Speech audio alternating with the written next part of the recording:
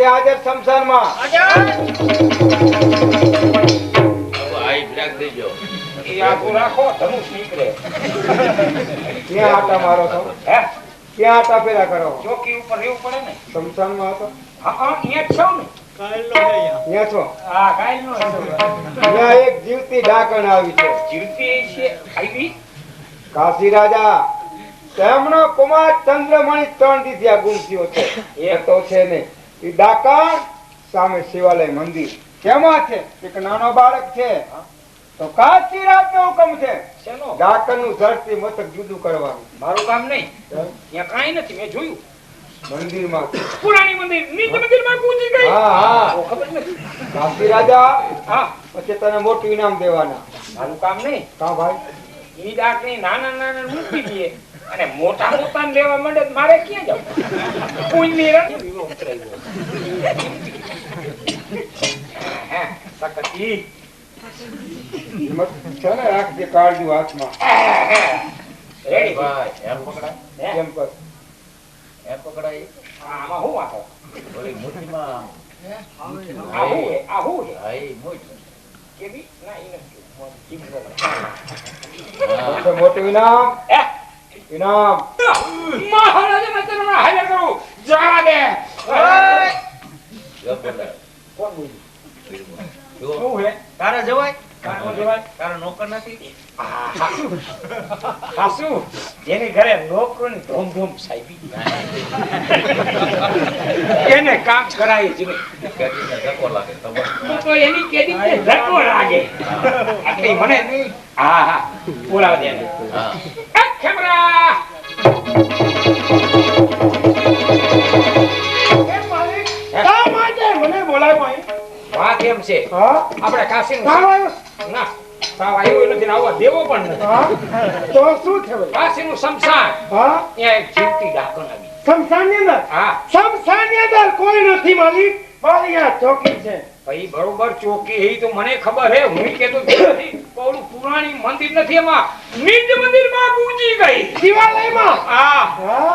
એટલે ઈ નાના નાના બાળકોનું ભક્ષણ કરે. એમ? તો આપણા મહારાજા કાશી રાજા હા? એનો એકના પુત્ર ચંદ્રમણી ચંદ્રમણી? હેમત લાગે હેમત ને પાખ્યું હે. હેમતમાં ને હેમતમાં રહી ગઈ. હમણાં 100 વર્ષ પૂરા થઈ ગઈ છે. અરે મોરો પડતો નહીં એટલે લાવ મારા ઘર. માલિક હું બીતો નથી સારું છે. પણ તમે મારા માલિક છો અને હું તમારો નોકર છું. તમારા ઉપર થઈને ન જાય. હા તું જના તો વાત કરું આ બીતો નહીં હેમત રાખી. તારે જોડે ભાઈ ને જમાય લાવ મારા ઘર લાવ.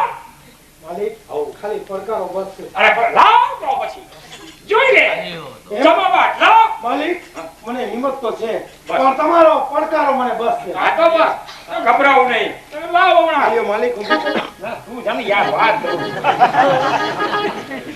મારા માલિકનો હુકમ છે કે જીતી રાત્રિનું મસ્તક કાપી અને એના ઘરમાં હાજર કરું. તો સાભાર છે ડાકીના હમણાં જ એનું મસ્તક કાપી અને મારા માલિકના ઘરમાં હાજર કરું.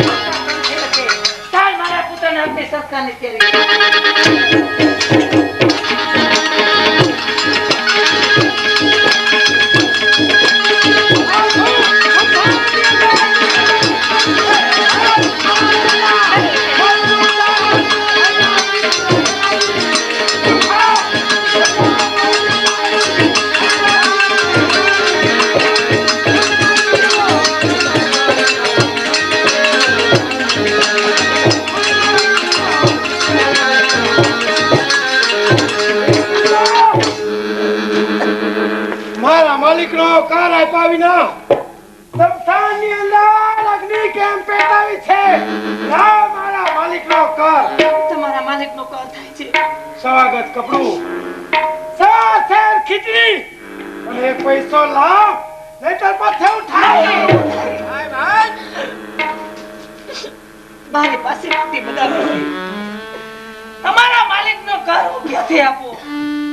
કઈ નથી. તારી પાસે કાંઈ ન હોય,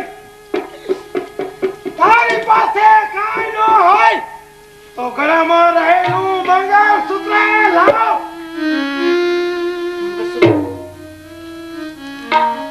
મારા લગ્ન વખતે દેવતાઓને સાક્ષી આપેલું મંગળસૂત્ર મારા સ્વામી હરિશ્ચંદ્ર સિવાય કોઈ જોઈ શકતું જ નથી. તો શું મારા સ્વામી હરિશ્ચંદ્ર છે? નાથ. કોણ? સતી તારાવતી, આ બહી, આ મૃતદેહ કોનો છે? આપણો પુત્ર નોય સર્વે દસ દીધો ના. પ્રભુ ઈશ્વર, આ પરમાત્મા આથી હજી વધારે કસોટી કરીશ તો પણ સતીનો રાહ નહીં છોડું તે નહીં છોડું. સતી, પુત્રને ખાતર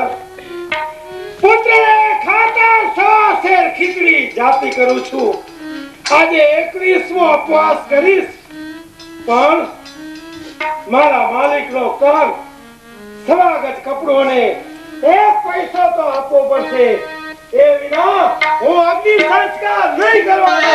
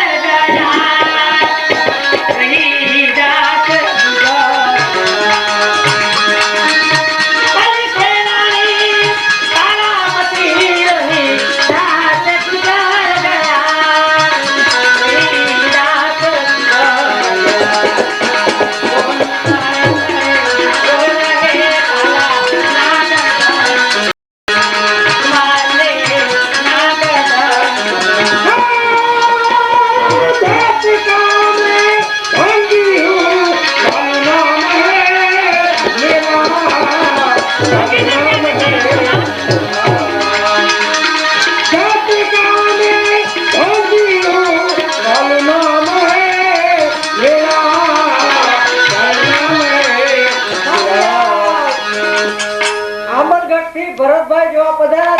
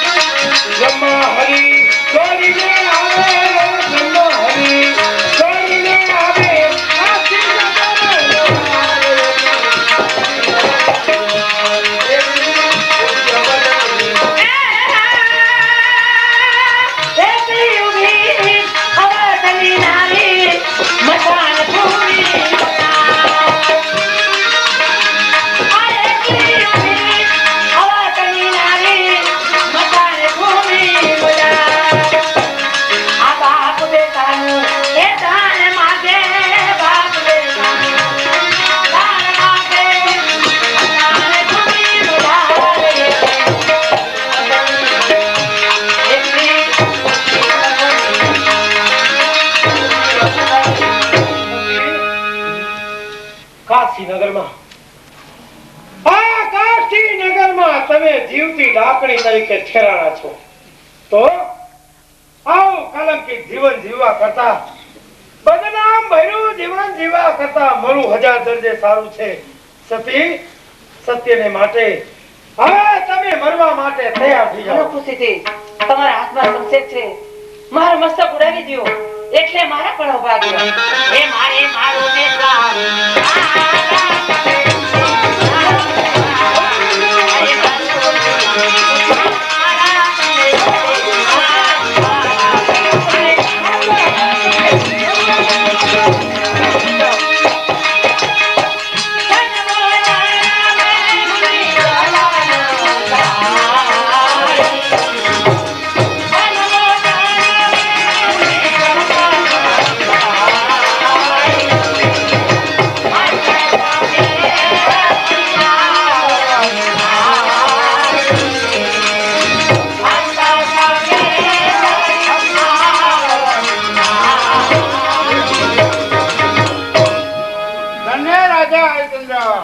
ધન્ય છે તમારી ટેક. રાજાઓ તો ઘણા જોયા, પણ સત્યવાદી છો બે.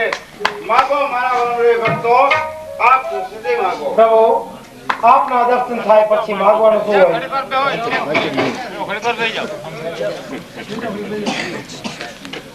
આપના દર્શન થાય પછી માંગવાનું શું હોય? પણ મારા પુત્રને સર્પે દંશ દીધો છે, એમને સજીવન કરો પ્રભુ.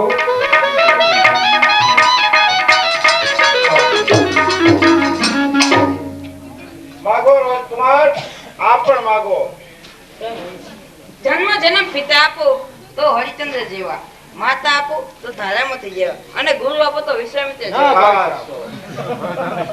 માગો સતી, આપ પણ ખુશીથી માગો. પ્રભુ, જન્મ જન્મ પતિ મળે તો હરિશ્ચંદ્ર જેવા, પુત્ર મળે તો પુત્ર રોહિત જેવા, અને ગુરુદેવ એ તો વિશ્વામિત્ર જેવા જ મળજો.